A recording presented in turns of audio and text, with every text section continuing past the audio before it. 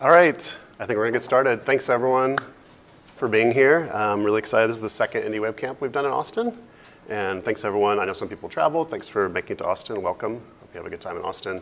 We have a live stream going too, so I think we have some people tuned in remotely or in the chat, so welcome everybody. My name is Manton Reese. I'm the founder of Micro.blog, and I'm just gonna talk for a few minutes, kind of introduce the weekend, and talk a little bit about the indie web, kind of introduction to the indie web, before Aaron talks about social readers to kick us off. So, you know, when I kind of rediscovered the indie web as I was working on Micro.blog, it just matched everything I had been thinking about, everything I wanted to build. And the APIs and the principles of indie web were just a really great fit. So before I start, I want to just thank our sponsor, SuperBarNet. That's Tom Brown, who helped organize the event. Review Talent Feedback Systems, Mozilla, Micro.blog, and Okta. Thanks for helping sponsor the event. The code of conduct, we have a code of conduct on the IndieWeb website, and the gist of it is just be respectful to everyone. We're all here trying to be positive, trying to create something new, and if anything comes up or if you have any questions, just contact me or Tom or Tantek, and we'll take care of it. Yeah? Is it possible to shut the door because there's music? Sure.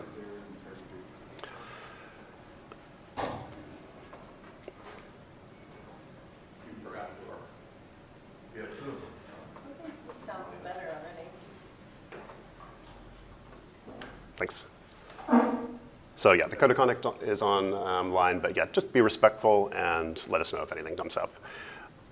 So why are we here? So many of us just don't want to use Facebook for the rest of our life, is what it comes down to. You know, we've started to notice the problems with massive centralized social networks that just have too much power. And we don't even know if some of these services are really going to stick around. You know, silos come and go, and when they shut down, they take all of our data with us. Links break, and it's really disruptive to the health of the web. So this is a site, this is just some examples of sites that have shut down, and the IndieWeb has been around long enough that there's a page on site deaths, all these sites that have closed, and it's fascinating just to look at all the sites that have kind of come and go. It's a long list, and even the silos that are still around, they're closing off their APIs. So Twitter has been discouraging third-party developers for 5-6 years. Instagram, you can't even really use an API to post a photo. It's really locked down. And Facebook just recently, last year, really shut down major parts of their API. So it's really difficult, and you can't really trust some of these big companies to have any kind of interoperability. But the good news is that we can avoid some of these big centralized networks. It's getting easier. Mastodon is one example, encouraging many smaller social networks. Micro.blog, which is mine, encouraging people to have their own blog and their own domain name. And then, of course, self-hosting, different options with WordPress. Known is really popular in the IndieWeb community.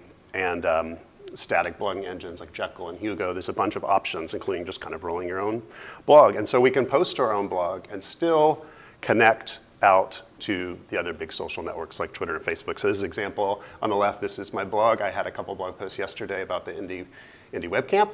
And then they were automatically cross-posted over to Twitter so that people that are only on Twitter can still see them. And so this is called Posse in the IndieWeb community. Post on your own site, syndicate elsewhere, and it helps stay connected to the larger community while we're still controlling our own content on our own site. And there's building blocks for the IndieWeb. I'm just going to mention a few of them, but the idea is that we can write tools to improve our own sites and make it easier for smaller platforms or indie websites to work together. And it allows different software to be written in different languages and still talk to each other. So these three I wanted to highlight. MicroPub is an API for posting to a blog. Microformats is a simple way to add some markup to HTML on your website that describes a little more about what's on the page and allows other programs to read it. And then Web Mentions kind of enables cross-site replies and being able to reply on your own site and notify another site. With Micro.blog, so we have an iOS app and a Mac app, and I started, when I started working on Micro.blog, to just invent my own posting API. That's kind of like the default when you make a service. You just invent your own API.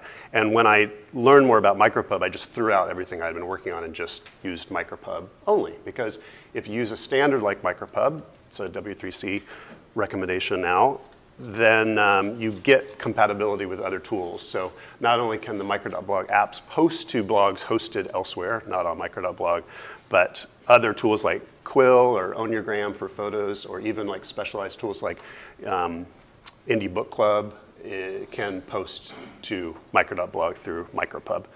With microformats and web mentions, they kind of work together. I just want to show a quick example. On the left is the micro.blog Mac app with a timeline, and you have this conversation, and all those replies to Aaron's post in this case, the replies are marked up with microformats, so you can get a little information about the reply, and then it sends a message over to Aaron's site and says, hey, there was a reply. And so on Aaron's site on the right, on his website, those replies from micro.blog are included as comments on his blog. So this separation where we encourage people to have their own blog, and these blogs can talk to one another, is one of the most important principles of the indie web. It's owning your data, having your own site, and that means your own domain name, because if you have your own URL, it can be independent of any hosting platform. It's not tied to one thing, so you can move it if the platform goes away. Some of the other principles is like the user experience is really important. So instead of getting kind of bogged down in the protocols, think about what the user experience for the user is going to be. What are we actually trying to build here? And getting back to the building blocks modularity, not trying to build one big monolithic platform that tries to solve all problems. Focus on smaller problems and have them work together. And build for the long web, longevity. Social networks do come and go. App.net was one of the examples on that previous slide. And there's a lot of these social networks that they'll pop up and everyone gets really excited and they move to the social network and then it kind of doesn't work out and it fades away and then they go back to Twitter, Facebook, and then a new social network comes up and then everyone goes to that. That cycle I just don't think it's useful in the long term. Instead, we could have a permanent solution, which is just post to your own blog, your own domain name. That's something we can do today and we can do 20 years from now. It's something that will outlast all these social networks coming and going. So that's what I've got. I want to quickly show the schedule for today. So Aaron's going to talk about social readers and I think give a demo. And then we're going to have some time if anyone wants to come up, just kind of introduce yourself, show off your website. If you don't have a website, that's fine too. We talk about maybe what you want to have or improvements you want to make. And then we'll have session planning. We have some sticky notes. We'll kind of organize what we want to get out of the weekend and plan the sessions. And then lunch, and then we'll have sessions, and we'll split up. We'll have this room, and there's another room across the hall that we can use, and that's what that looks like. And so that'll be the afternoon. So thanks again so much for being here, and I'm going to hand it over to Aaron.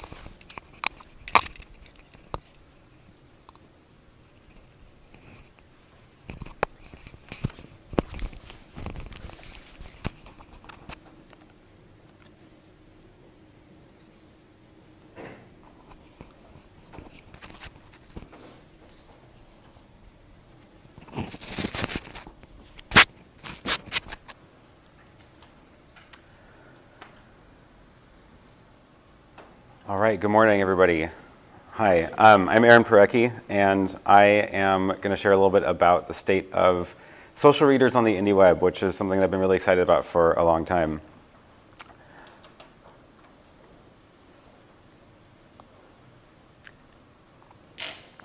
So we're all very familiar now with the problems of platforms like Facebook, where Facebook gets to choose what you see when you go read the home timeline. Instagram has now decided that again, like they're reordering posts in the feed, and whatever you're following is not necessarily what you're going to be seeing anymore. And same with Twitter. Like Twitter does the suggested tweets, and now like they decided that people who favorite stuff, those tweets should show up in your timeline as well. And like that's not what we want, right? Like these platforms, sure, they're trying to be helpful, but ultimately they're trying to be helpful to them to get us to click more and look at more things. And I'm really tired of that, and I would like to have more control over what I actually read. And when I choose to follow someone's posts, I want to see everything they post. And actually, that's even not always the case, because sometimes when I follow someone, I actually want to see a specific subset of what they post. Sometimes I'm interested in just someone's IndieWeb related posts, or just someone's technology posts, and not their cooking photos. But the point is that it's something that I want to be in control of that, of what I'm reading, and I don't want companies like Facebook and Twitter to decide what I see online.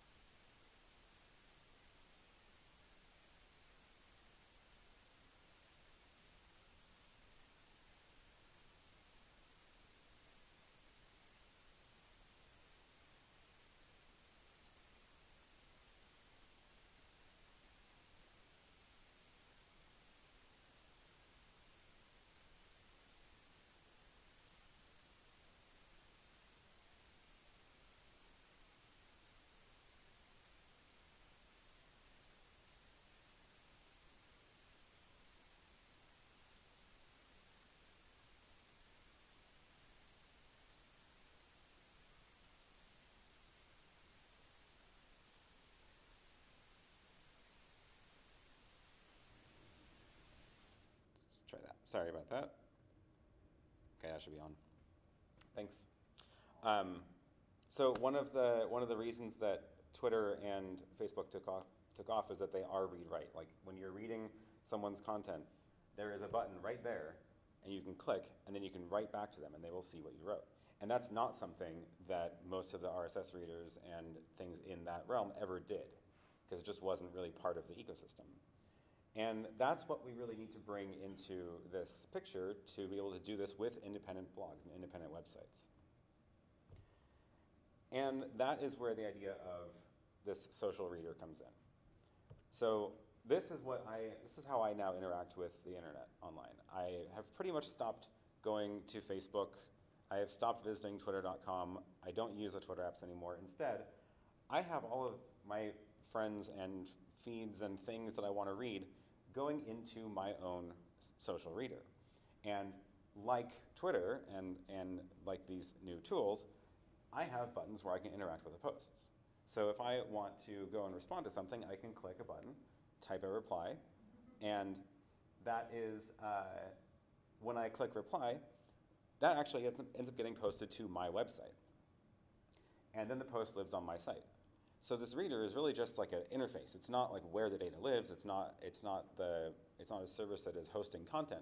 It's just a way to get stuff into my website and from other people's websites. So then, of course, when I write this post, like Manton was showing, it's a reply to that post on the top, right? So then that person is using micro.blog, and they can see my reply then on their own micro.blog website. So that is sort of the idea of I'm using tools that I want to use, they're using tools they want to use, and we can still all talk to each other. So in this ecosystem, it's been really exciting. So I showed you what my reader looks like. That's one that I developed, but it's also anybody can use it. But then I don't want to only be stuck using a website for this stuff. I also like using real native apps and on like iOS and Android, and those can often provide a better user experience, especially for some of the deeper integrations on these platforms. Are you showing me something, David? Great. I was trying to silently tell you the volume's still up. Oh. Okay. Well.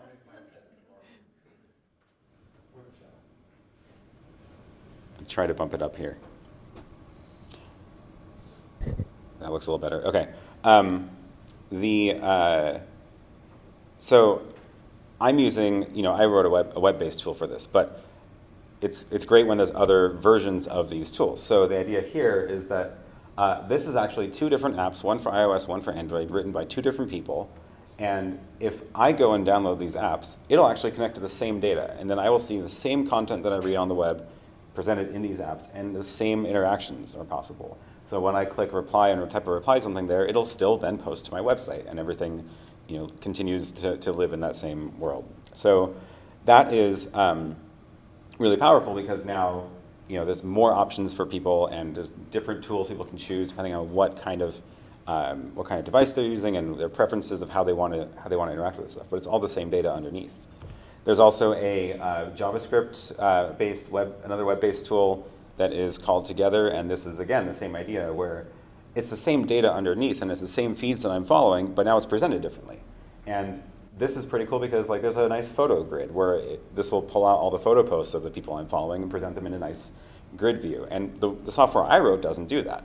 But now I can go and log into this tool and see all the photos of the people I'm following presented differently because, again, it's the same data underneath.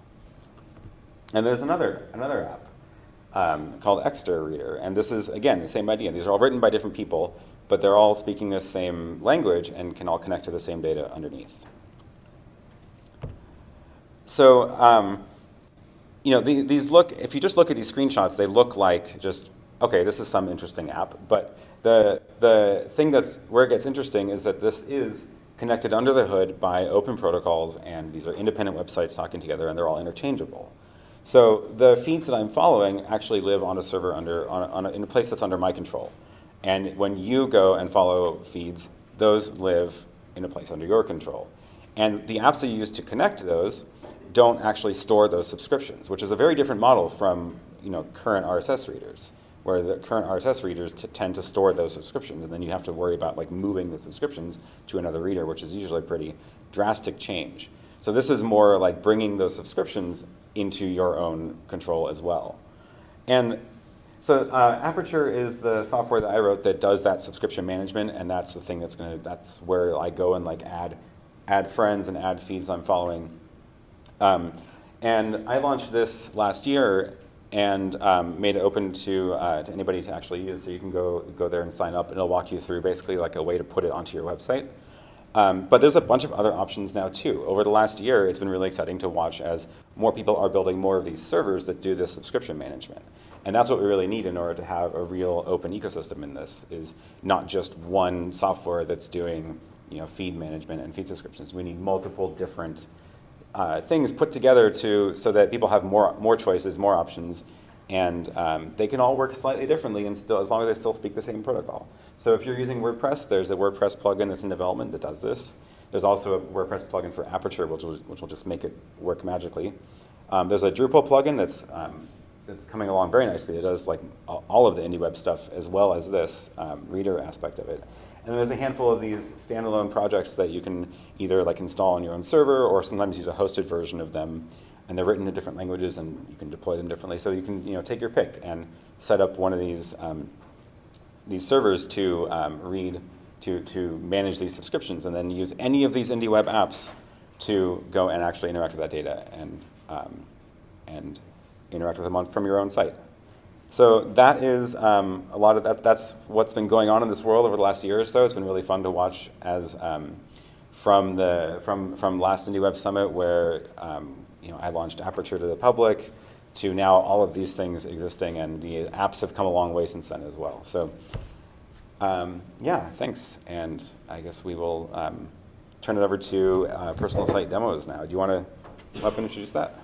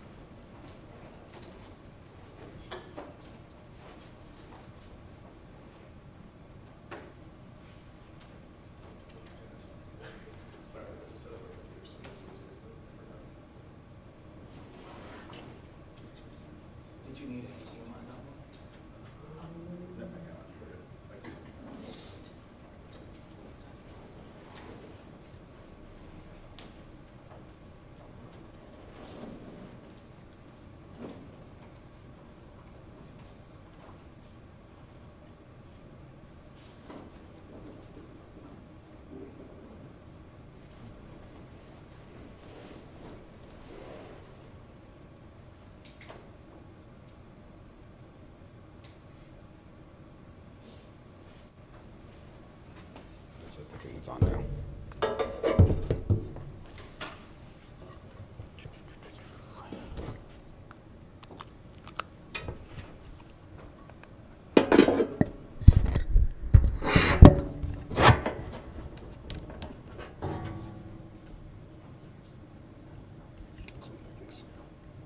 Sure it's in. Okay.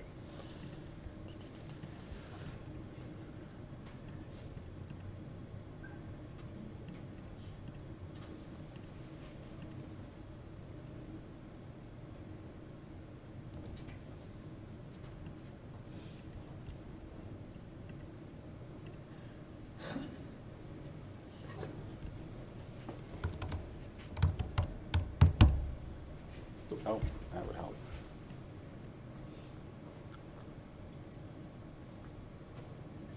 What is it called? Capital Factor Guests.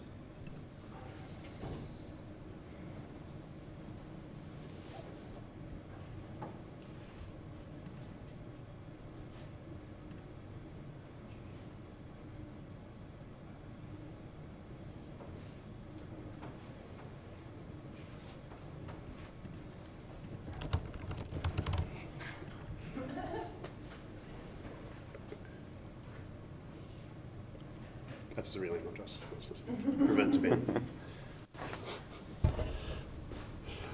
All right, so we'd like to take a little time to just give everyone an opportunity to show their website. It'll help kind of just give everyone a chance to introduce themselves and talk a little bit about what you've done on your website lately, if you've done anything, or what you want to do. Or again, like I said, if you don't have a website, that's fine too. Like, what do you want to have on your website if you had one? I have been blogging at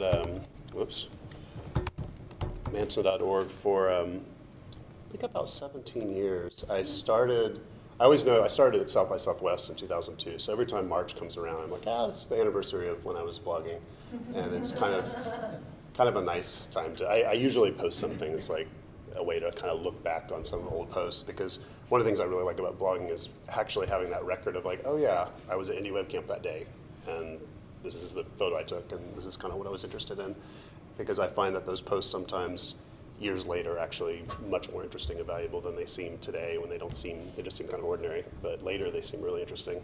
So this is my site. I've used a few things over the years. I actually started with Radio Userland back in the day, if anyone remembers that, and then used Movable Type for quite a while, and then WordPress, and then just last year I switched my blog to be hosted on Micro.blog, because that's the platform I built, and I should be using the thing that I wrote if I'm trying to convince other people to host their blog on Micro.blog. So this is what my blog looks like right now. I have a mix of like these short little posts, and again, like kind of like I was demoing, I try to keep these short posts under 280 characters, and they automatically go off to Twitter, and they look pretty good, and some photos, and then I have longer posts, like short essays that I write from time to time. So that is my site. I should have come up with how I wanted to improve it. I don't have any major things I want to do to my site. We added categories support in Micro.blog recently, and so I might spend some time like categorizing posts again, because when I switched from WordPress, I lost all the categories, which, to be honest, I didn't really use them. I don't think anyone really clicked on them, so I didn't think it was a big loss, but it would be nice to have them back. But that is my site, and that's it. Anyone else want to go next? Are you already any questions? I have a question. Yeah. What's the motivation to do a travel budget? Are you trying to be transparent with your? I tried this last year, and I documented a couple things. Because, so one of the things I go to every year is WWDC, Apple's developer conference, and the hotel prices have gotten just ridiculously expensive, like $400 or $500 a night, and a lot of people were kind of complaining about how difficult it is to do the trip. So I said, I'm going to like really keep a smaller budget, and I'm going to document it to try to inspire other people to say you can go and save some money. So that's what I try to do, and I did that for IndieWeb Summit as well, I think, although I don't think it's on this page. I think I lost it. But yeah, that's what I tried to do. A couple other pages, I have photos that I've posted. I did this kind of silly thing last couple years ago where I visited a new coffee shop every day for 30 days that I'd never been to, and a new library, and so I documented that. That was actually a lot of fun. So these are all the libraries that I went to, and it's actually much harder than it looks to like do go somewhere new every day and like force yourself to get out. What's your favorite Austin library? Well, the new downtown library wasn't built when I did this, but that's probably my favorite because I really love that library. Some of the surprising ones that I really liked were, a lot of these were just little branch libraries that were fine. I think it's this, I think West Bay Community Library might be, I think that's what no, Laura Bush Community Library. This is really beautiful. It's out, it's like overlooking, out west of Austin. It's beautiful. Actually, here, did I take a photo? Let's see. That's the view out. So basically I would visit a library and I'd work there for like a little while. And so that was me working on my iPad that day, and just a really nice library. At UT, the Architecture and Planning Library is really beautiful and it's open to the public. So anyway, this was just a really fun experiment, but it is neat to document this kind of stuff. I think we all do things like in our life, and when we actually put them online, sometimes if it's something we want to share, it can be fun and interesting to other people. That's it.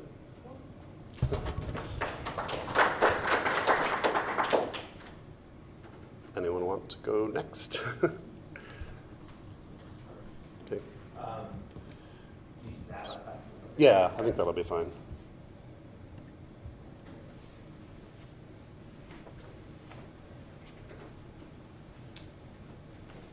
All right. My name is Stephen Bowling, and my site is stephenbowling.com creatively. So I it more like aspirational with my blog than actually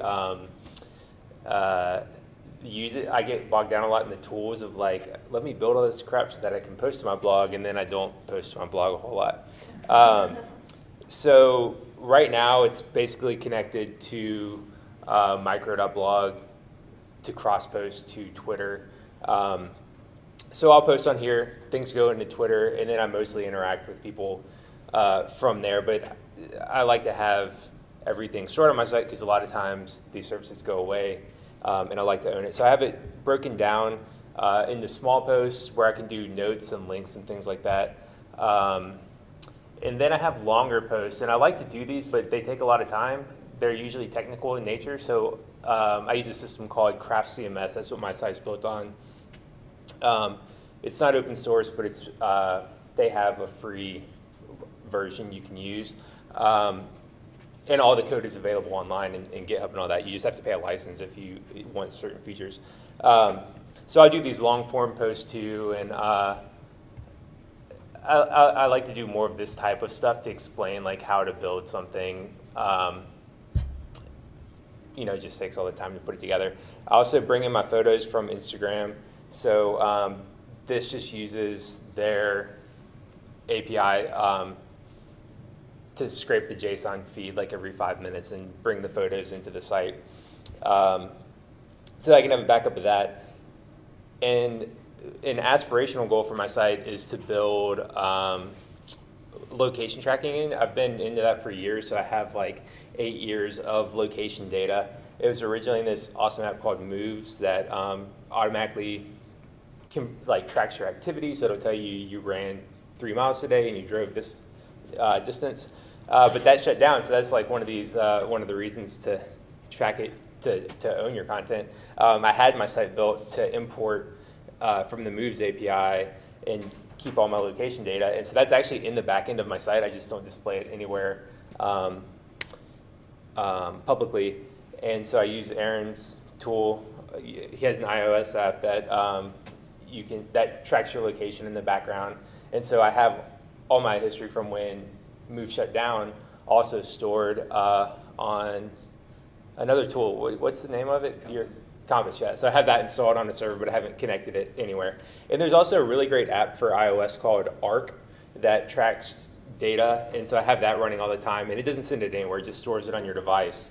But but they give it to you in JSON and different map formats. So I want to update my site to support all that stuff, so I can see like, oh, I visited this coffee shop this many times this year, and the last time I went to this restaurant was on this date, and things like that. So that's kind of the stuff I'm going to be working on in the back end. And then I also have a basic micro pub plugin that I built for Craft that allows me to publish from things like the micro.blog app to my site. So I can post these short, everything under notes from my phone, and it'll publish to my website. And I'm hoping to expand that to include IndieAuth, which is a way to publish, like authenticate against your own website. So I hope to build out a tool set for the CMS I use, Craft, so that other people can post to their Craft site from their phone and own their content. So that's kind of what I hope to do tomorrow, is improve my plugin. Cool. That's it.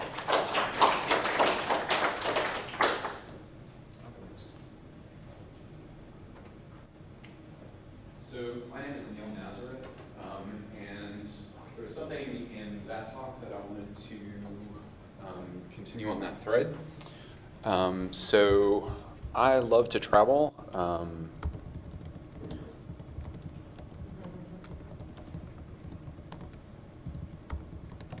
And I love long, convoluted URLs, apparently. So I have been keeping a travel log since 2005. And I have done a lot of tracking with GPS devices. I'm also a habitual Foursquare user, now Swarm. And so I have a lot of location data that I have written posts about. And I've historically done a lot of kind of one-off work to create little maps for each of these things. And as you can see, these are based off Google Maps and GPS Visualizer, which is a great free tool for taking your data and making a Google map of it. But the process for doing this is very manual. I have to do a lot of editing of the GPS files, and then I have scripts that upload those to GPS Visualizer, and then download the map and insert my API key and post it here. And the location-based tool, the free tool chain, has gotten a lot better recently. So OpenStreetMaps provides crowdsourced data, so I don't have to rely on Google Maps and the Google Maps API.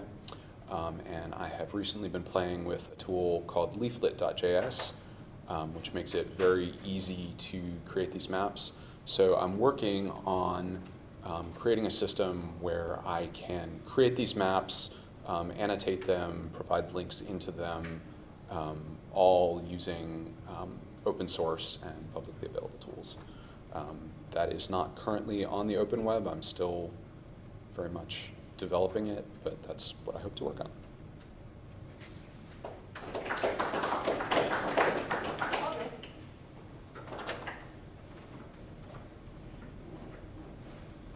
Hi everyone, I'm Tara Vansel, and you can find me at taravansel.com.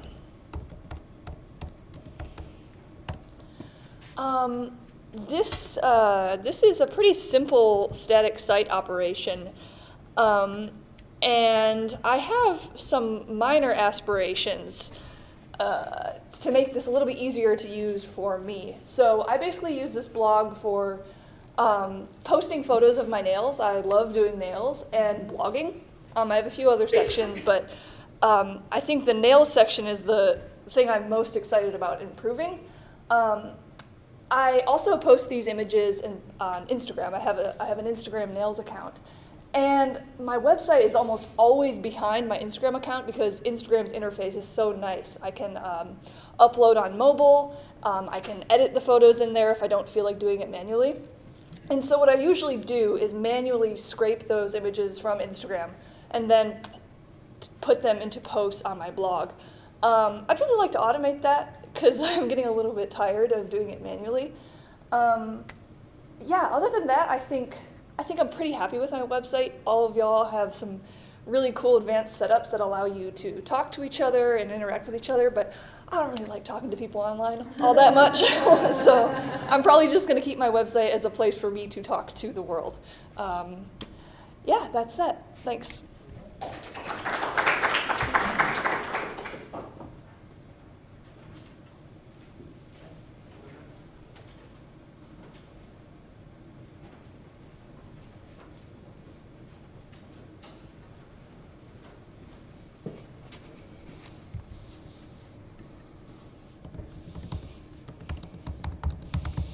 My name is David Millar, and my primary profile domain is davegoesthedistance.com. I have sort of 1.5 million domain names, which can be problematic at times. Whoops, I'm trying to zoom in, and I don't know what I'm doing. There we go. So my oldest one is called The Griddle. I launched it about 13 years ago, and I post puzzles like Sudoku variations and things like that. But the code base is extremely antique at this point, and it doesn't scale well to different devices. So as I go in and kind of redesign the site, I want to start adding some more IndieWeb type features, like have the comments also be integrated with web mentions. I was also talking to a few folks about wanting to implement an answer checker that posts a web mention once you've verified that you solve a puzzle. So that's one of the things that I have as an aspiration. One of the other ones is called All the Tacos. I'm currently on a quest to eat one of every taco in Fort Worth. I'm actually up to 348 now, which is like 1% of the tacos in Fort Worth. So I'm hoping to get to like 2% next year. But right now I host it on Tumblr with a custom domain. One of my other goals is to get that off of Tumblr. And I'd like to add information about the different venues and the star ratings that I give it so that it's more usable, so the data can be filtered and basically to help people find which tacos are better than others. So those are kind of a couple of my aspirations. But in general, I have like way too many projects and just like making random things. So that's me.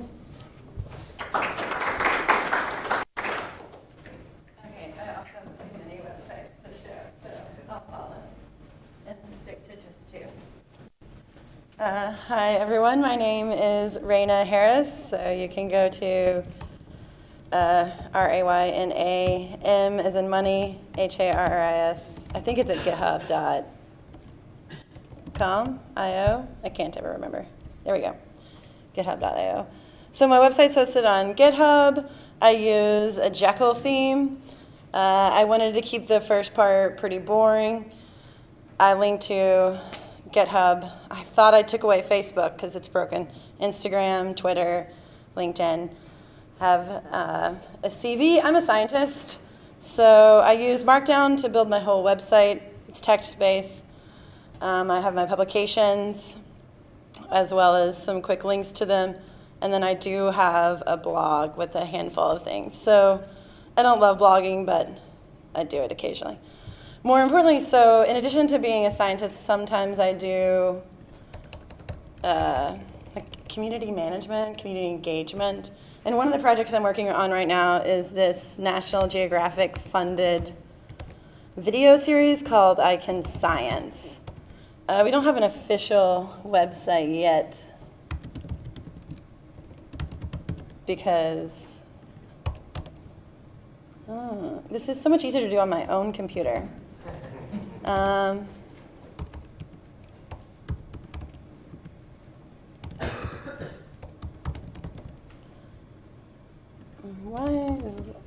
Okay, github.com.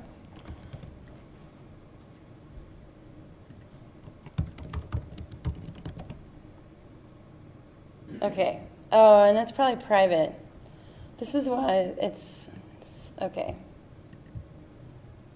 I'll get there eventually. Thanks for bearing with my live coding.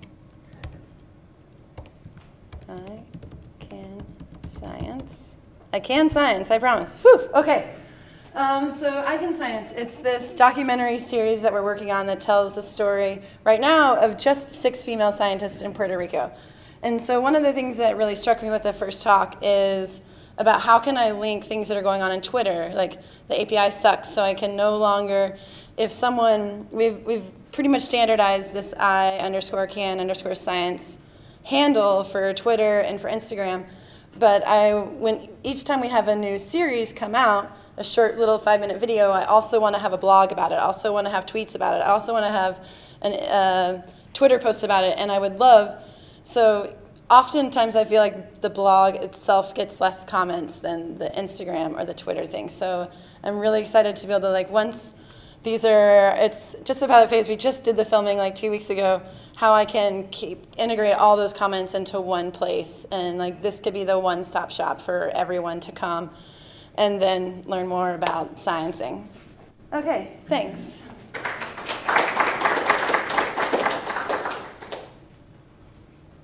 Yes, I'll try.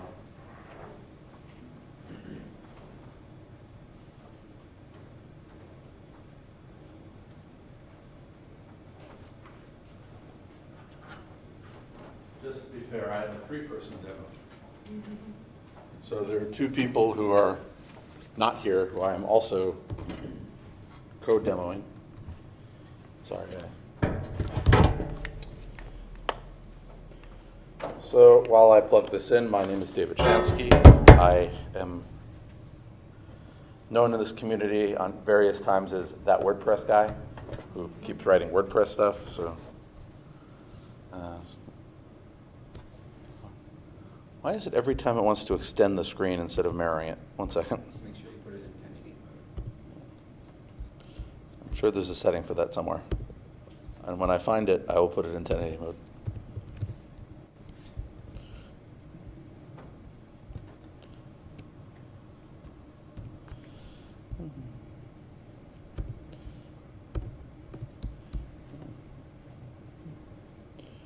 Let's see here. Mirror internal display. There it is. Or maybe there it isn't. Is that 1080 or do I need to find that setting?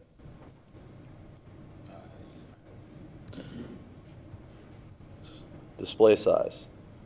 Apparently I get a choice of tiny, huge. Where's... No. Do I have an option for that? Okay. Huge. No. We'll just have to live. Yeah. Apparently I don't have a 1080 setting.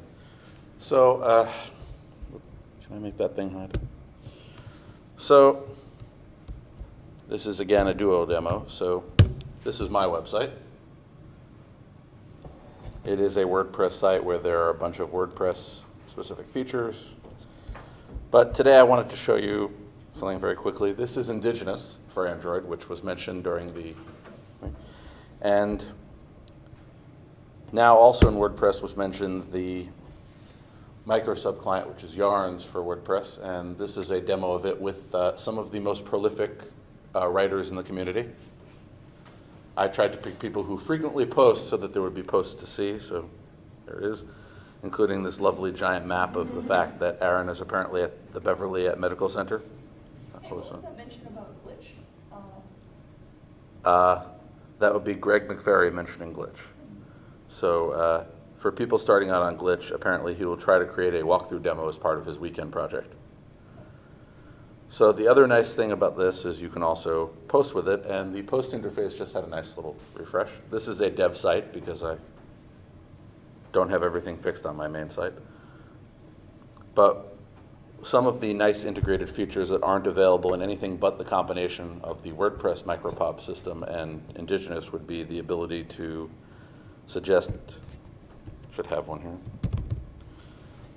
to suggest tags that are actually embedded in the website, and to add, of course, since I get a kick out of location, to actually add in location, and this just came in a few days ago, the ability to query your own site for where that location actually is, and to set it to either display publicly or otherwise not. And of course, to syndicate to wherever you want. Those are just some test things there. So if I did this,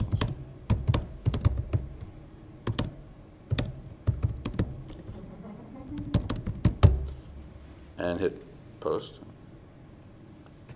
and actually went to that test site, which I have up here, which looks very similar to my actual site.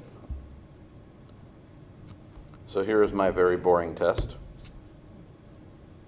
And nicely enough, it's embedded this lovely map of Austin. Told me what the weather was here, and correctly identified that we're in the central time zone. So that actually should all work now if anybody wants to. So again, since this demo involved two other people, I probably should mention Indigenous for Android. He told me that I wouldn't be able to correctly pronounce his name.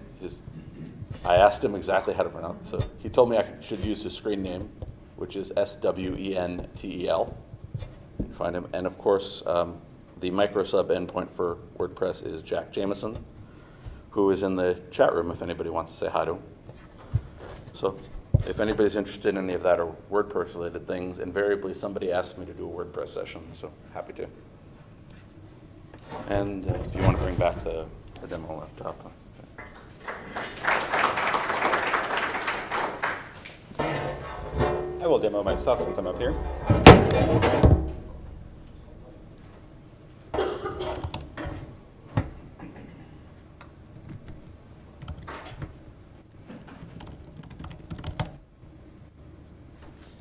Oh, come on.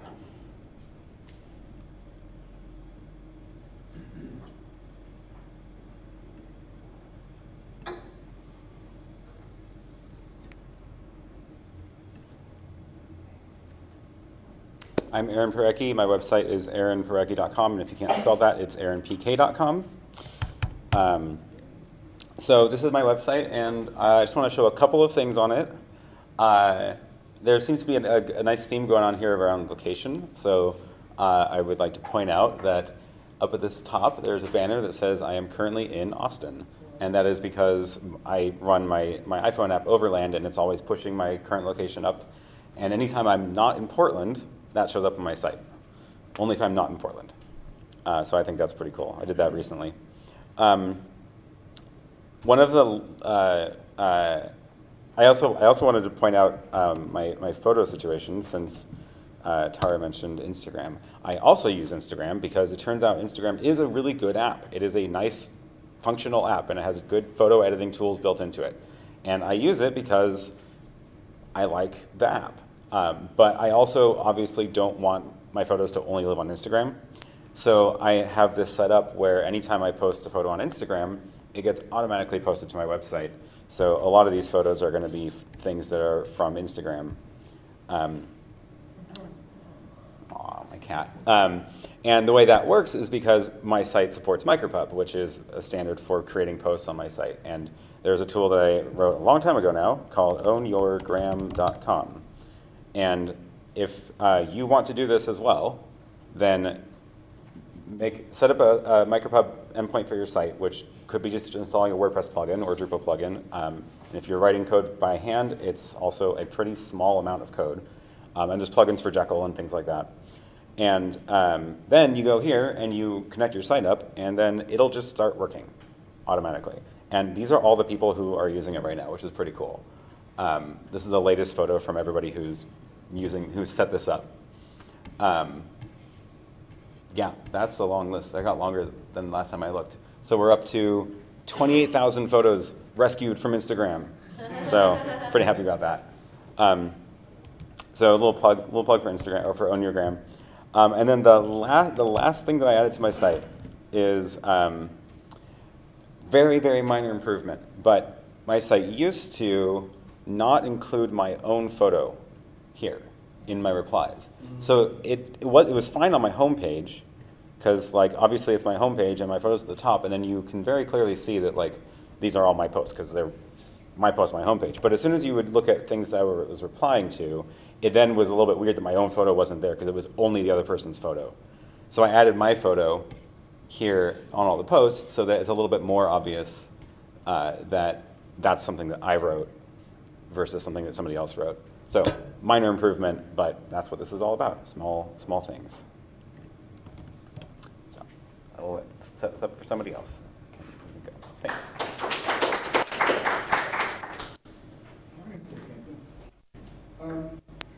I came here not knowing what I was getting into. So, I'm not going to tell you about my websites because they're about controversial subject S. And I don't want to get into fights with people about controversial subject S, so I'm just going to call it subject S. I have a PhD in subject S.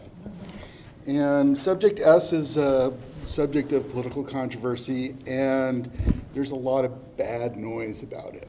And I set out to do like an expert's website once. I had a lot of invitational articles from people who I thought were worth listening to on subject S. And I bit off more than I could chew.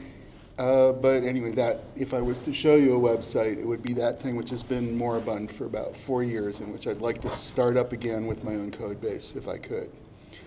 I think the fundamental problem we're trying to solve here isn't just the silos, but the avalanche of BS that comes with the silos.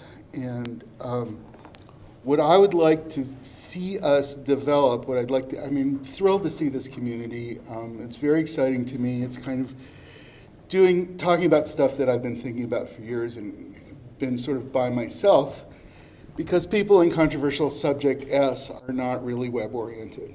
They're subject S oriented. And, I'll talk to you offline about my opinions about subject S and what my name is and what my website is, but I don't want to get into fights with y'all, and there's probably someone here who disagrees with me. So, what I think our biggest problem right now is this curation. It's fundamentally the breakdown of the web that we can is there anyone else here who's like old enough to be a Usenet veteran? Okay. So yeah, those of us who are around have been through these various generations, and it looked so promising at the beginning, and now it's just this cesspool of noise. So we have to figure out some way to get good stuff to propagate to the top.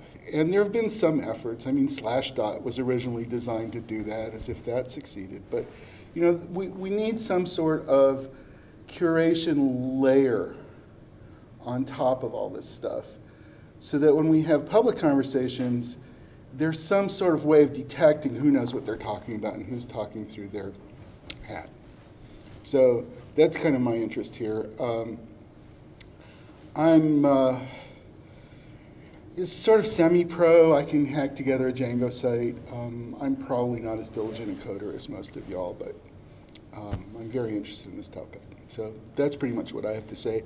And the reason I brought this up is because there was a tweet that I retweeted, somebody saying, I have a solution in mind, but nobody gets it. I have a hard time describing it. We need a decentralized, peer-driven sheath over the internet. You choose your taggers and raters of content and pay them in micropayments. And I think if we look back at the history of how we got here, when we went to the advertising-supported net, that's when things started to go south. And I would like my material, I'd like you to pay me a penny for my material rather than go through an advertising model. And I'm perfectly willing to pay you a penny for anything I think of yours is worth reading or looking at. And the pennies should be flowing back and forth really fast. And we shouldn't be going through third parties who have, certainly not our own interests in mind and sometimes completely nefarious ones. So that's my thing. Call me MT until I introduce myself. I really am what I feel about subject S.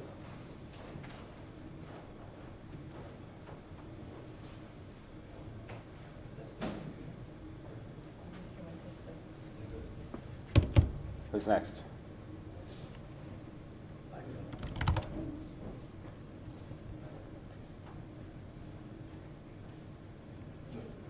I shared. Oh, thank you, thank you. Get your life. Yeah. Get back on the Wi-Fi. I'll start by saying my name's John. I have about 50 domain names, of which I haven't really done much with because I've been playing with other projects, 2 of which I'll talk about here briefly. The first one, very much in a technical sense. I've seen a lot of people doing the GitHub pages and things of that. Oops.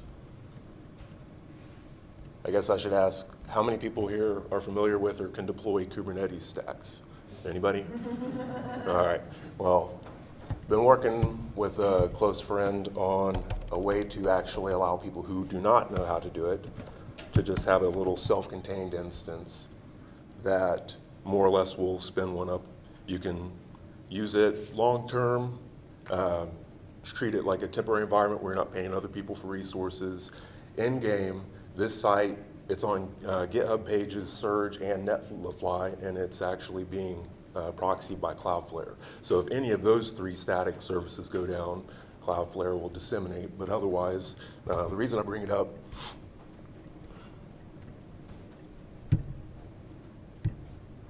I work support, and one of the biggest problems we have is teaching people how to do things. And Ask Enema, which is available on most Linux distributions, and I think Mac and other platforms, allows you to record your screen and then put it, embed it in web pages. And it's been phenomenal in the sense that most videos, you look, watch, stop, pause, copy, paste, or actually do write out manually. In this case, you can copy and paste in the actual page, which makes it real easy and saves a lot of time. So the other side, and this is political contention, but the site's getting about 70,000 hits a day right now because the Texas legislature is in session. And there's 33 bills to change cannabis laws in Texas. I bring this up because as an administrator of a WordPress site, we are in a position where we're filtering comments from people who would say, I use cannabis every day. Why? We should let that be out there, but do we want to turn this into a site that's a cesspool for law enforcement to go after people? No. It's not using web mention, but that's the goal, because people need to have their own voice. I'll talk about this more with people if they'd like to, but there's a lot of work going on, and this is basically the activist that never sleeps and is getting attacked by a lot of interesting folks. So it's also behind Cloudflare. The conversations that this site promotes online and Facebook, it's being filtered heavily, kept out of the purview.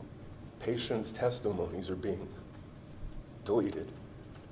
I'm a little bit shook up right now because in the past month, I had twins.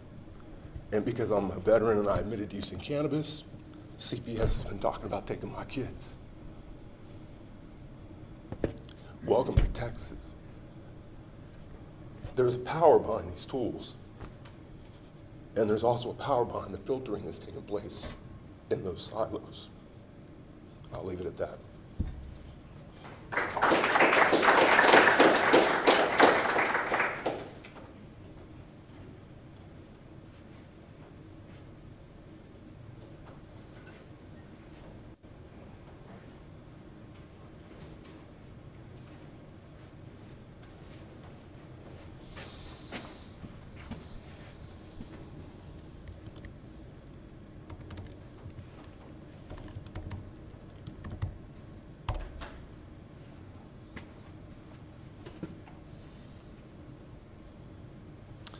Hi, everybody.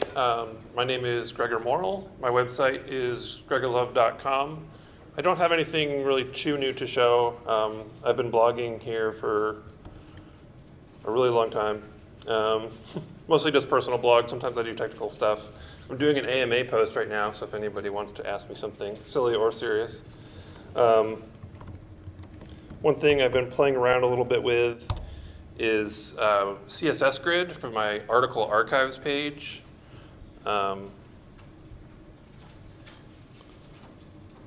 haven't launched this live yet, but I wanted to make something that would just make all the boxes kind of flow together, kind of neat. Sort of like a calendar, but not exactly. So that's it.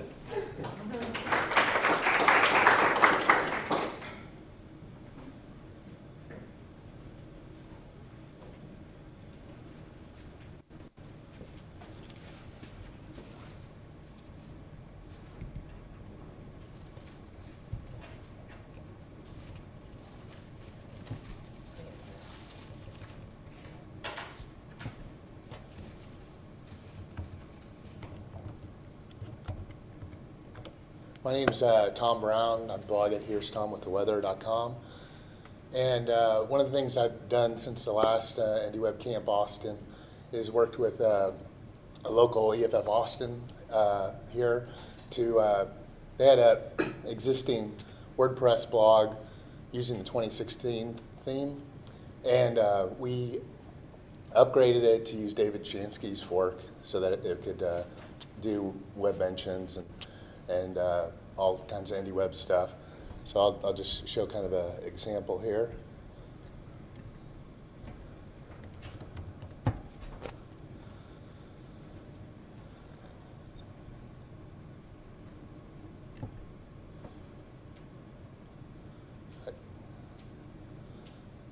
Hopefully that's searching. Anyway, I was just going to show that show some web mentions showing up. That the thing actually works, but it's a little slow. So I might just skip that. But anyway, it's oh, there we go. It's, and oops, darn it. All right. So if we scroll down to the bottom, we can see there's a couple of web mentions here at the bottom. This one is a post from me, and this one's from Plutopia. And so you can see that IndieWeb's working among these sites. And then I guess the other thing I should mention is, like, around the end of the year, when the WordPress 5 upgrade occurred, we had to install this classic editor plugin to get the post kinds working. But otherwise, it's been terrific. Thank you.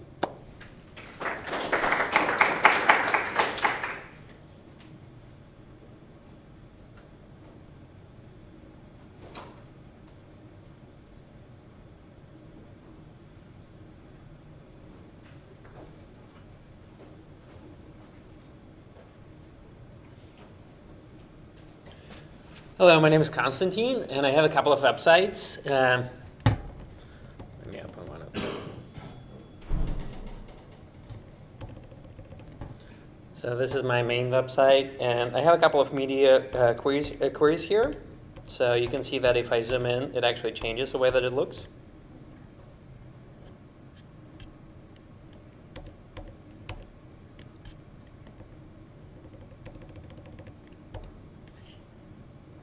And then another website I have is mdoc.su. It's a URL shortener for manual pages. And this whole website is written completely in nginx.conf. So I'm not using like PHP or anything like that. And basically, it lets you provide short links if you want to refer to a certain manual page. So this is how it works. Basically, if you click on the Dragonfly BSD, for example, link, then it's going to do the redirect to the Dragonfly BSD manual page for MDoc. And you can, one of the things that it also has is that you can give like a single link, and then it can have multiple links. It can generate multiple links internally. So for example, if you want to give the link to the manual page in like several BSD systems, then you can use like a special notation, like dash to specify that you want like the link to all the BSD pages. Or if you want to have a link to like certain versions, you can specify that as well. So for example, F112, 055. So if I follow that URL, then you see it generates links to FreeBSD 11.2 and OpenBSD 5.5. And the whole thing is completely done in nginx.conf. And there's actually source code for it available as well. So if you go to the main page, at the bottom of the page, there's the nginx.conf link. And if you click at that, you can see like the whole source code for the whole website. So you can see there's a whole bunch of rewrite rules here. And the links themselves, they also, like the HTML itself, it also gets generated through this configuration language. So if you like it, you can fork it on GitHub or start on GitHub. So thank you.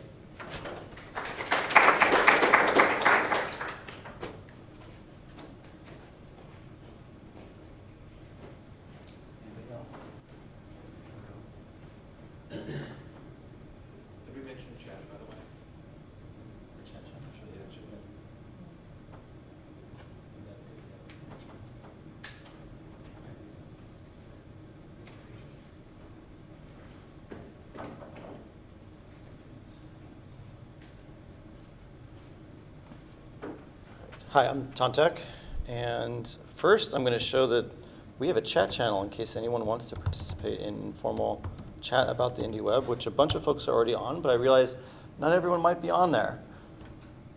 So this is the live web archive of the chat channel, but it's available via IRC, Matrix, or Slack, your tool of choice. Easy to sign up, and everything's going in real time. Let's see. There we go. And Greg, in the second row here, has been taking good notes during all your awesome demos. So that's just at chat.indieweb.org, and then has links to do all the rest of them down here at the bottom, the different clients. But that's not my website. All right, my website is tontek.com, and I try pretty hard to post almost all my content there. And I've been pretty good about doing this with notes. I've been posting all my own notes here since 2010, photos since about 2015 or so, and GitHub issues since last year. So I'm and comments and all that kind of stuff. So yeah, these are all just like my tweets, but here on my website instead, replies, photos, and Tara, I feel the stress with like the whole Instagram thing too, because I for one, like, whoops, I don't know what's going on there. I like to post my photos oftentimes in sets where there's like different aspect ratios. So like here's one that's like portrait, and here's one that's like landscape. But Instagram doesn't let you do that. So I post them first on my own site, and then I secondarily post on my Instagram.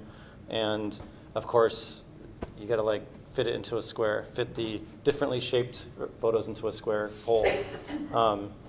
But yeah, I try to just post on my own site first, and then put the copy there, and it's a multi-step process, but I guess it makes me sort of think about what am I posting.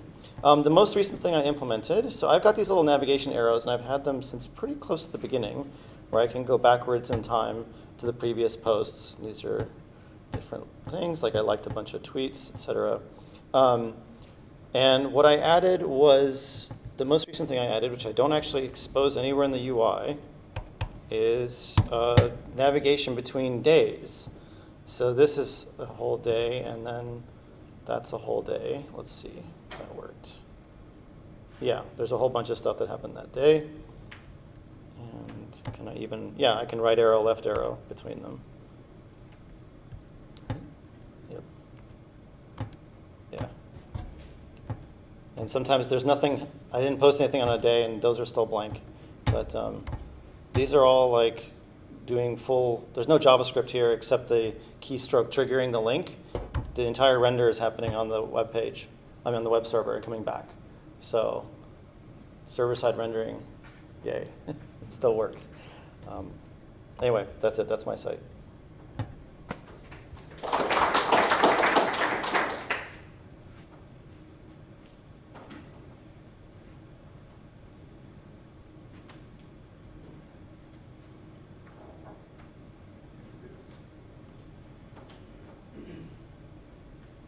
So I don't have my own website, but more to introduce myself. I'll kind of be wandering around filming. For me, I'm not a developer. I just do web design, all that good stuff. But I very much agree with why everybody's here. For me, privacy is a big concern. And if the internet can go to a more distributed way of being, that's amazing. My personal attack on like Facebook or just big networks would be another website, but what interested me about IndieWeb is if there could be some bridge between totally distributed world and the more centralized platforms, maybe like a service that could do both at once. So maybe people start off on something like Facebook, but then within that app there's this plug into the more distributed way of doing things, and that kind of being that bridge for the big huge newbies out there like me. So that interests me a lot. I've got my own app idea, which I won't go into here, but if you're curious about it, I can show you that. And yeah, I love doing video. That's my thing. So I want kind of be creeping around documenting this, and hopefully it helps down the road. But I'm Colin. Nice to meet you guys.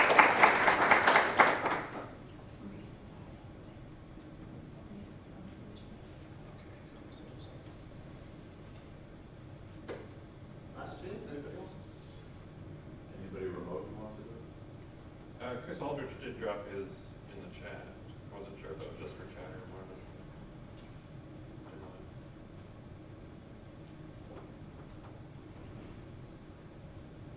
You want, I'll pretend to be Chris Aldrich. Sure. Sure. I'll demo the site.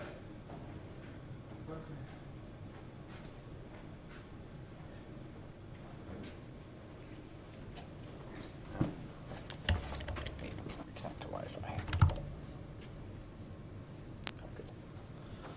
Okay.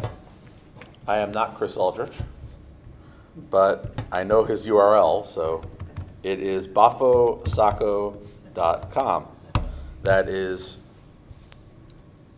BOFFOSOCKO. So this is Chris Aldrich. Chris Aldrich is in the chat. Chris Aldrich posts a lot of stuff. He posts articles, he posts audio, he posts reads. You can do it yourself. He does an IndieWeb podcast with some other guy. What's his name? Yeah. And he is well known for, let's see, doing a variety of different types of posts, including acquisitions, annotations, articles, etc., bookmarking. So he likes to try whatever type of post type you know, he has tried it. I think at one point he tried chicken. Show his about followers page. That was something he said. Yeah, so let's see, where did he put it? I think it's under here. Follow. So he did following, but he also recently added followers. So here are a list of people who have sent explicit notifications that they are following him.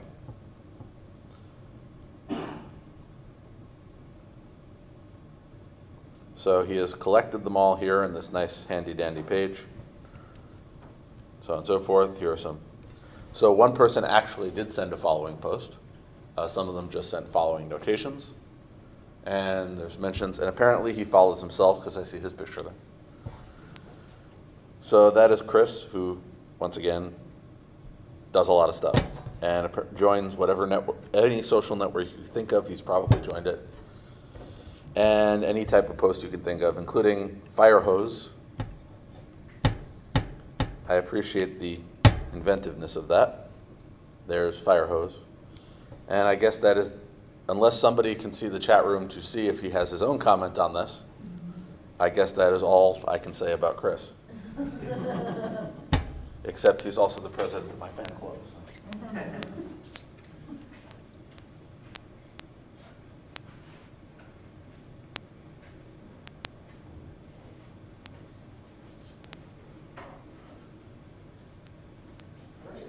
Thanks, everybody. Great to see everyone's site. So we're going to go into scheduling and kind of proposals and ideas for the sessions. Would y'all want to lead that, or, or should I? How do you want to handle that? I guess. So we need probably like that wall's good. Okay. Columns for the different rooms we have. Okay. And then rows for the different time slots. Sounds good. So maybe we can ask you to give people like a 10-minute break while we set that up. Sounds good. Perfect. Thanks.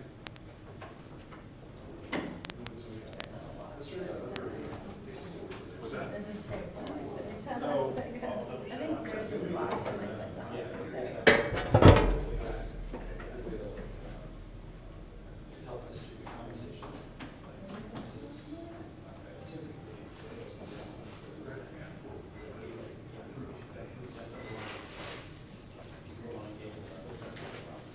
Let me double check to just make sure.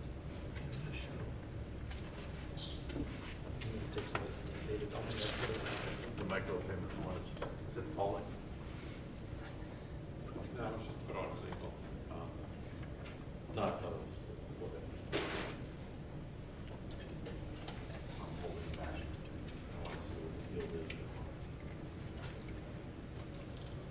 Is micropayments in slot 2 or 3? Looks like it just kind of decided where it Yeah. needs to go. Put it in a particular slot, I didn't know if it was. Well, you should choose one. Yeah. Okay. I think he likes to be Yeah, different. we can rearrange after.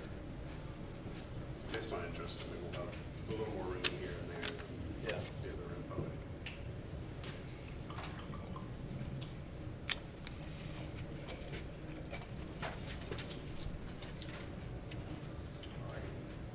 I'd like to have a conversation about personal logging and what categories of like micro pub posts fit in well with that and techniques and stuff like that. Well, what do you mean by personal logging? Like check-ins and activity and stuff like that, like exercise.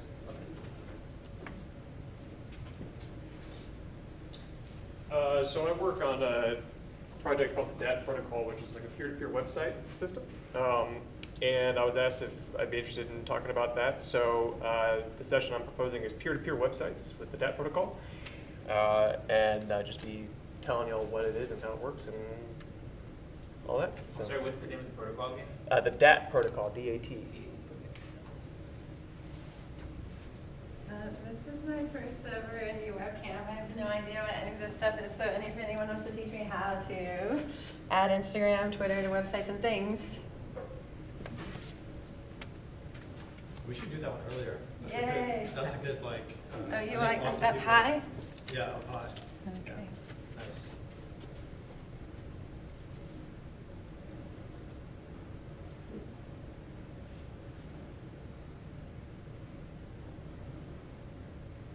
It's unclear where these are stuck. Little clear I think everybody is reluctant to pick a room and it's locked. Having not seen Johnny 5, I'm just guessing. He's a robot. He wins the heart of a woman. For half the story, and he's alive. I got one. And he goes to New York and talks to the guy from Early Edition. I'm definitely not an expert in this, so I'm definitely hoping to hear from folks and maybe we can like share different experiences. I'd like to have a discussion about web hosting. This is something that I think a lot of us have to like figure out or deal with or maintain or potentially migrate. Anything from like if you've had good or bad experiences, tips for migrating, tips for setting up websites so that they're more migratable, so that when that day comes that you must or for whatever reason want to migrate your site, that it's easy to do so.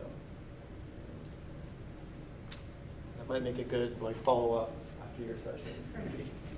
So maybe here.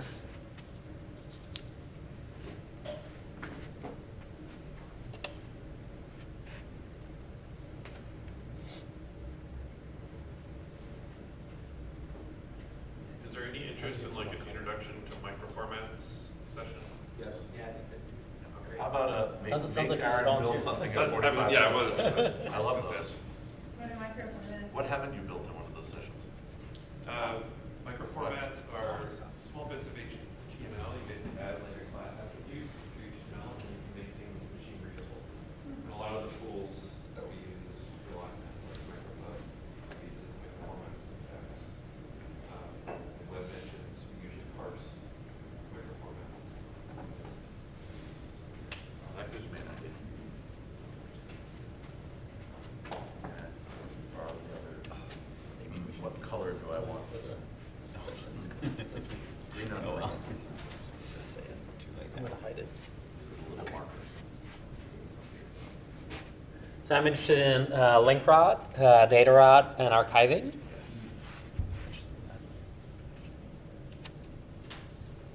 Cool. Would you be willing to move that to a later slot? Because I'm interested in that. Is that Web 10? What's the hashtag? Web 10. Web 10. Okay. Like Web 1.0. I think it was in the 1.0. Should this be earlier or later? Or? Earlier. Well, maybe, yeah. You know, do you want to do it? We can move it. I'd say do it like after, so that if someone's going to like intro all the intro ones. Okay.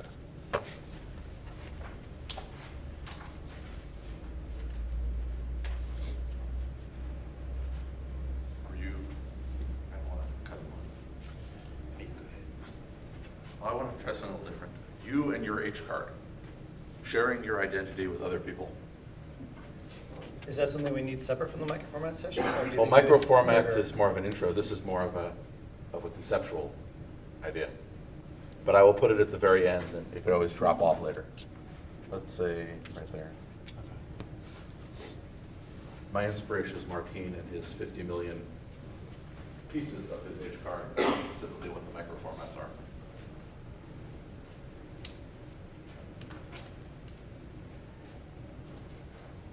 Anything, you want to do anything microsub related or readers? It's something I might hack on this weekend, so I don't know if it's, I don't know. Yeah, are you interested in the, from the spec side of learning what it takes to build a server, or So it more could be- of it could as be- a user, like setting up with an existing one? I think whatever's interested in, I mean, I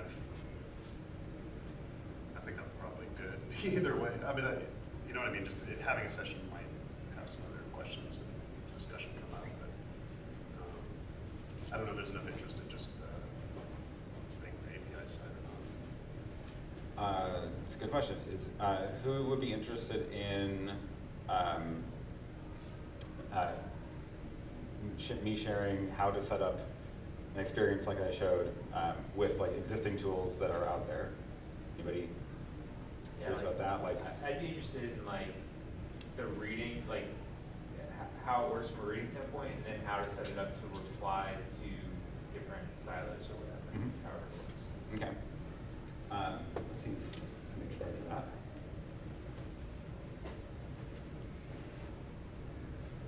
So it's interesting, microsub is the new hotness, so nobody wants to talk about micropub anymore.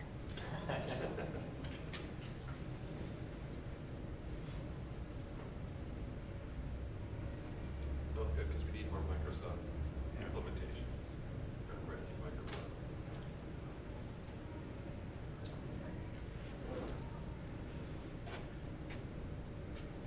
All right, so I think a common refrain, common pain point, somebody comes out with a snazzy new service or a new site, and you jump on it, and it goes away, or the business model changes, or the interest, right?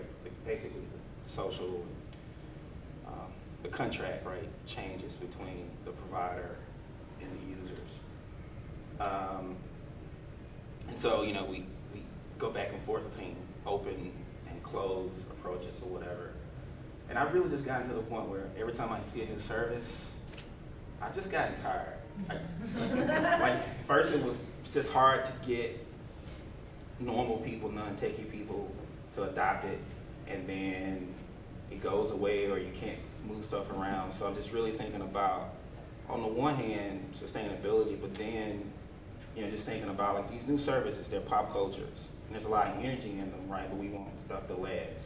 And there was a lot of common themes with the hosting and the link rot and the data preservation and stuff. But just thinking about like the two properties you want. You want communities and technologies and platforms that are sustainable, but you also want them to be evolvable so that they can play with the new stuff and they can feed off of it. So I think the hashtag, I call it future-proof IndieWeb. Don't quite know where to put it, but it would tie in, I think, a lot of the other sessions and stuff. So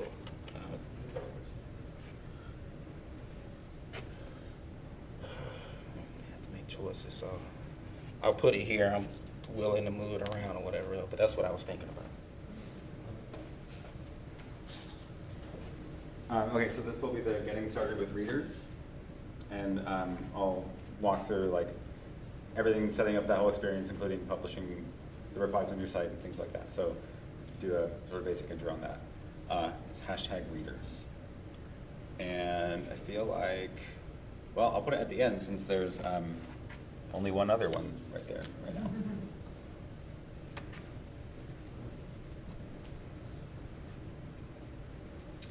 I'm really torn because I want to learn the nuts and bolts of what you guys have already done. But I have two blue sky ideas that I don't think have been represented in what I've seen so far. One is the one I mentioned, which is distributed curation. And the other one is even like more fundamental is I don't hear anybody talking about email. We need to get email back out of Google's clutches. I mean, it's just crazy to send an email to somebody about, wanting to have scallops for dinner. The next thing I know, Facebook is sending pictures of frozen scallops. I mean, it's getting a little bit strange. So is there any talk about making it easier to run an email server? Because my efforts at looking this up basically told me that I don't want to do this. It's getting funny that like some big companies they don't do that either. Like a lot of companies they use email. I think that's kind of like even more concerning. Okay, so I think the result is that nobody wants to talk about it, but it is really a problem. Yeah, that's something that's become, because of spam, everybody says it's impossible to do email anymore. And it's, and everybody hates it. Maybe we need some other messaging system and just leave email behind or something. A related problem, I think, is just people not, I'm sorry. Well, but it ties in. I mean, the thing is, the email that's like almost like the foundation of digital identity, and that's really why we're so tied to Facebook, to a lesser degree Twitter and Google, is because they're like the linchpin for saying this is a real person, and so on. Well, Twitter doesn't know. I mean, there's 3 people on Twitter. So, some people are 10,000 people on Twitter. I feel like the problem is somewhat adjacent to the portability of some of the services and being able to spin up hosting and spin up some of the applications that facilitate spam filtering and user interfaces around that. So that might be one of the topics that would tie in somewhat with the email question, but also that would be a good topic on its own merits. So what would you call it? I was thinking it would fit well with, I forget exactly what topic it was, but there was one about hosting and portability of some. So that's what I was going to bring up is doing a session on web hosting. And one of the things I've tried to do is use my own domain name for email addresses and just have it forward.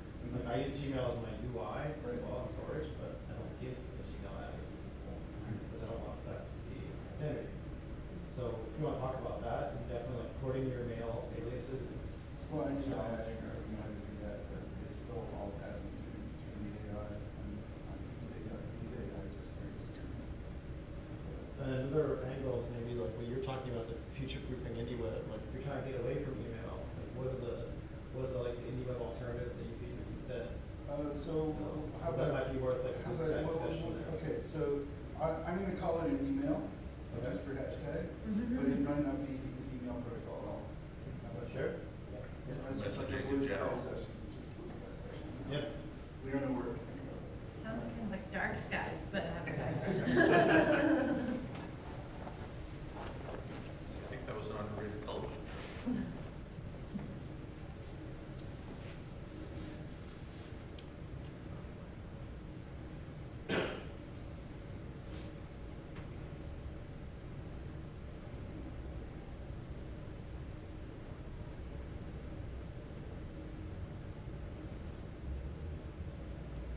We don't actually have to fill every session either. It's totally fine if there's a couple of gaps.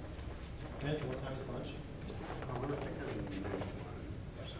And we're taking a photo before that? I'm sorry? We're taking a photo before that? Oh, yeah. Let's do that. Yep. I think we might have, yeah. Since we're 4 minutes to noon, I suggest nobody else has anything that we just figure out if we want to adjust it. Yeah, we should. Put it at the end? Yeah. No, sorry. You're good. For now, We're talking about photo. Yeah. All right. I was just going to say, do we want to think about if anything needs to move around? And I think we could prioritize this room and the open area room since they're close to each other. And then Johnny, you know what I'm saying, Johnny 5. Well, we could do like, because they're different sizes, right? Like how big are the different rooms? Yeah, so this room is obviously, Johnny Five's a little smaller than this. Okay. And then the open area is just this huge open area. It's big. Is big. So, but we'll just take a corner of it, but it can be as big as it needs to be. Okay. So I would say let's do this room and the open area, fill these, and then the Johnny Five can be a few extra sessions. So maybe we could do like a raise of hands, just like if you're interested in potentially going to a session, and if you're not sure, you can raise your hand multiple times. And just to gauge like how big a room we need for them. And then maybe that'll help us, like, do we need to move things between rooms? Yeah. So. I can also talk about Nginx if anyone's interested about Nginx, but like I didn't want to kind of like suggest too many sessions or whatever. I'm a user of it, so I'm always interested in it. But Okay. Depends on what angle. Okay, so let's start with how to add Insta and Twitter to websites, like general intro session.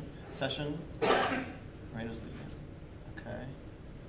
Let's see, why not? About 6, 7 people in that. 7.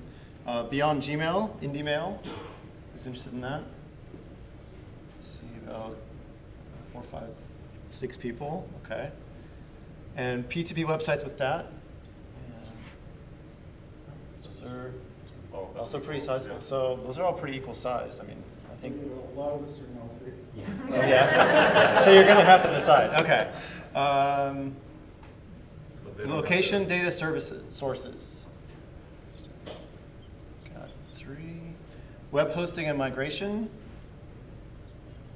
Okay, that's a bunch more. All right, which is fine because we'll just stay in the same space. It's okay to have like. Are any of them smaller than this room?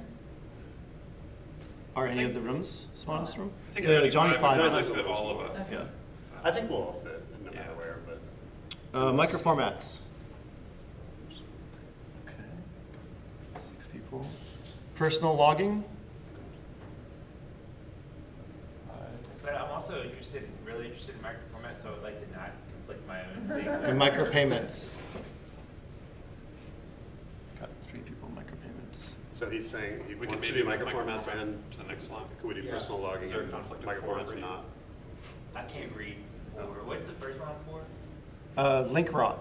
Okay. And data rot archiving, and then sustainability and evolvability, future-proof IndieWeb.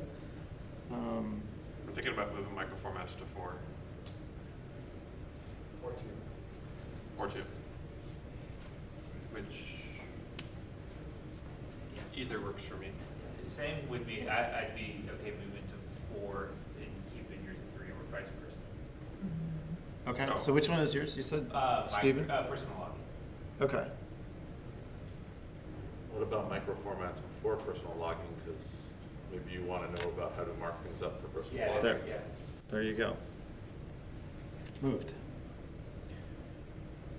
Okay, getting started with readers.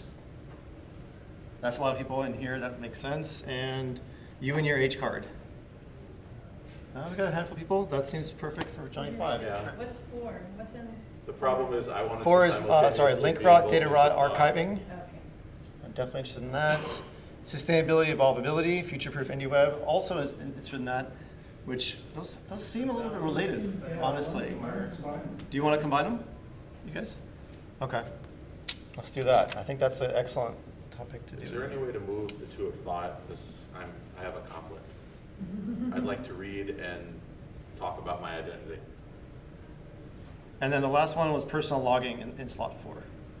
So, okay. Where would you like to move your H card to, David? Because there's lots of Well, that's sort of the problem. That's why I thought I would propose the question. There's an empty room in 2, 3, or 4, so you can choose where you want to move it to, if you want to move it. Let's see here. If he moves it, then somebody should move something down to 5, so there's more than one. Let's see. The problem is it sort of overlaps with micro formats, although not entirely, because it's more talking about the identity side of things. But these, all 3 of these have large audiences. Do we want to split one of those into the 5th slot? I think it might make sense to move the email discussion to 5. That's good from the end of the day. Where is this one here? Yeah. So. And now you can move yours to. I'll take slot 1. 25. Yeah. Okay. Cool. Does that work? So if what I was going to move any 25s into the main room. Yeah, I was going to suggest just doing this because then we are all near each other. That works. I don't know, is it worth combining I think you and there your were- H there card with were- micro formats? There were more people on the web hosting than location sources. Oh, I didn't change the time slot. No, I mean like in terms of like size. Oh, okay. So you want to maybe do this? Sure. Okay. Yeah, I'm I just- think identity with microformats would be cool if you're. I'm fine with it, because then we've just gotten ourselves down to 2 rooms, which is easier to manage. I don't think it's worth having, an extra slot for just one session. I mean, which people can still do. Like, if Yeah. folks find that the session that they're in is not a topic they're interested in, like start a new session. Right, that's the other rule of BarCamp is the law of 2 feet. If you're ever in a session you find you don't want to be in the session, just leave the room and go to a different session. Don't make a big deal out of it. And if someone walks out of the room that you're in, don't feel offended. Yeah, it's also okay to just not go to a session and hack on your website. Do whatever you feel like. Yeah. So. For session facilitators, what is our new setup with the Jitsi stuff or the Etherpads? Right. So there's for every session there's an Etherpad and so it's etherpad.indieweb.org/whatever the hashtag is, and as the facilitator, you're probably not the one taking notes, but make sure that there's somebody in the room taking notes on the session in that Etherpad, and they can be more than one person too, because it's all just like a collaborative notepad. And then for the video, in this room, we're going to do the broadcast style, not the 2-way link. And then for the, actually, now we only need one other room, and you have your camera set up, right? I have the Chromebook, and that'll do Jitsi just well with the external camera and the microphone. So can you be on top of making sure that Yeah. runs for the other room? Yeah, it should be easier now. I don't have to ask you to key in the IndieWeb password. Yep, so that'll be meet.indieweb.org/whatever the room name, whatever the hashtag is again. And that'll be a 2-way link for that. Room. The only thing I should have brought was a speaker. Nobody can ever hear the person unless I have an external one if you want it. Yeah. No, to ramp the volume up, I have a microphone. I have one. We'll talk after. Great, okay, so we have a plan. That wasn't too bad. Let's do a group photo and then break for lunch. So if you, that looks like a nice backdrop. What do you think? This was freshly painted last night, I found out. They were about to repaint it this morning. I was like, no, don't. Wow. Don't paint it today, we're going to be in it. So yeah, group photo. If you don't want to be in the photo, it's fine. Just don't get in the shot. And then we'll break for lunch.